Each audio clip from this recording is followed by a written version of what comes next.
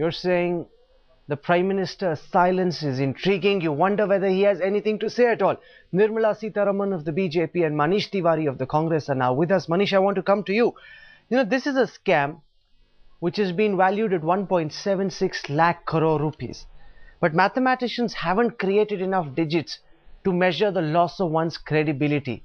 And do you believe everything that's unfolded over the last couple of weeks has left the Prime Minister's credibility and reputation in tatters? Why is he silent till now?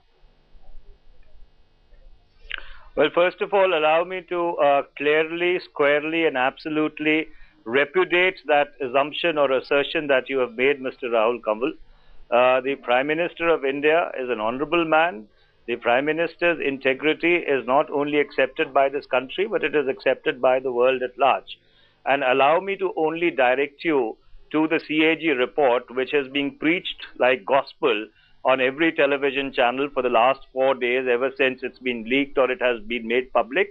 That CAG report very clearly says that the advice of the Prime Minister, the advice of the Ministry of Finance, the advice of the Law Minister was disregarded by the Telecommunications Minister, who insisted that he was following the recommendations of the TRAI and the precedents which had been laid down by his predecessors. The second point I would like to make is, please make a distinction between a substantive and a presumptive loss. In the CAG report, the word presumptive loss has been used 26 times. In the fourth paragraph of the report, the CAG itself says their assumptions and conclusions are open to question and need to be debated and need to be disputed. That is what the CAG says itself.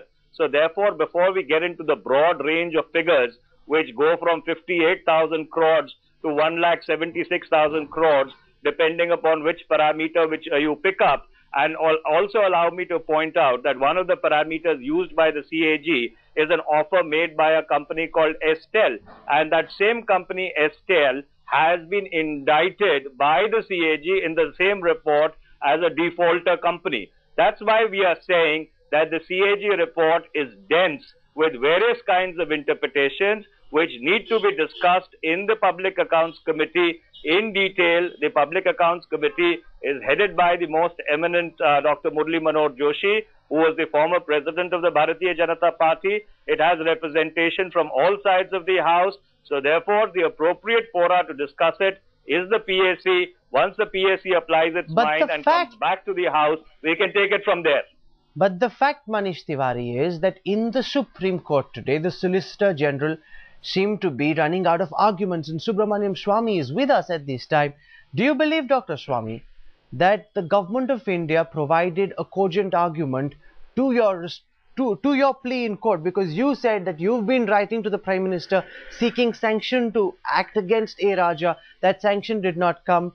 The government responded by saying that they have given substantive replies to you. The Solicitor General gave us an interview where he insists that the Prime Minister's office was in direct touch with you and they were giving you substantive replies. So it's really becoming your word versus that of the Prime Minister's office. No, it's not becoming my word against theirs. It's going to be their affidavit versus my affidavit. They will have to produce some documentation to show that they have been dealing with me on the substantive issues. I don't take any recognition if they did send some acknowledgement letters, because those acknowledgement letters my secretary would file away without showing it to me.